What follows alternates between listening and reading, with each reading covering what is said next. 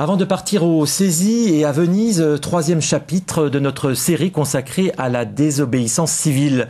Les maires de plusieurs communes refusent ouvertement d'appliquer le service minimum d'accueil dans les écoles en cas de grève. Patrice Morel et Vincent Abran ont rencontré quelques-uns de ces élus désobéissants. Voici leurs arguments. Que des fonctionnaires désobéissent, ça vous gêne pas? Une loi a été faite pour le service minimum. C'est une loi qui est inapplicable dans les faits. Donc sur une grande ville, nous ne pouvons pas appliquer. En plus, il y a des arrière-pensées qui sont de casser quand même aussi les grèves derrière. Il faut dire les choses comme elles sont. Mais même si on voulait les appliquer, on aurait beaucoup de difficultés à les appliquer. C'est des lois inapplicables et des lois qui empêchent les gens de s'exprimer.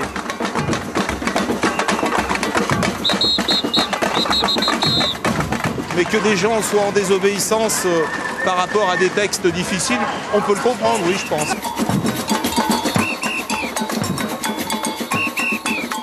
Après les enseignants, ce sont les maires de plusieurs villes et communes de France qui entrent en résistance. Ils sont nombreux à refuser la mise en place du service minimum d'accueil des élèves en cas de grève. Une vague de désobéissance rarement vue parmi les élus du pays. À Vénissieux, le maire communiste André Gerin ne mâche pas ses mots. Non seulement je désobéis à une loi vis-à-vis de l'éducation nationale, le service minimum, mais je considère que c'est une attitude de résistance. Parce que pour moi, derrière la question du service minimum, c'est la mise en cause de l'école de la République. On voit bien que le problème est beaucoup plus profond que même que la question du service minimum. C'est aujourd'hui supprimer l'école maternelle. C'est aujourd'hui ne plus aider les familles populaires dans les quartiers. Et je dirais même, plus grave que ça, on va peut-être aller vers la privatisation des écoles.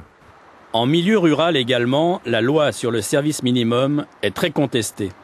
À Saint-Pierre-d'Entremont, en Savoie, le conseil municipal s'est prononcé contre son application.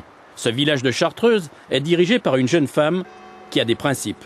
On ne souhaitait pas assumer le volet responsabilité pénale au cas où il arriverait quoi que ce soit. Et puis le deuxième volet qui est là sur le fond, de mettre en place ce service, ça masque complètement l'effet de la grève vis-à-vis des usagers de l'école, les parents d'élèves. Et du coup, ça nous paraît être un obstacle à l'exercice du droit de grève, quels que soient les motifs de la grève. Ça ne nous appartient pas de juger le contenu de la grève et le contenu des revendications des enseignants. Mais en tous les cas, c'est à l'État d'assumer les conflits avec ses personnels et pas aux communes. Aux Avenières, en Isère, une commune de 5000 habitants, le maire est lui aussi un désobéissant. Il se place sur un terrain très concret, le professionnalisme des gens qui vont garder les enfants. On ne sait pas quelles compétences il faut requérir. Moi, je suis désolé. Les enseignants ont une formation pour être face à des enfants qu'un employé communal, avec toutes les autres compétences et toutes les autres qualités qu'il peut avoir, n'a pas forcément pour être face à une trentaine d'enfants.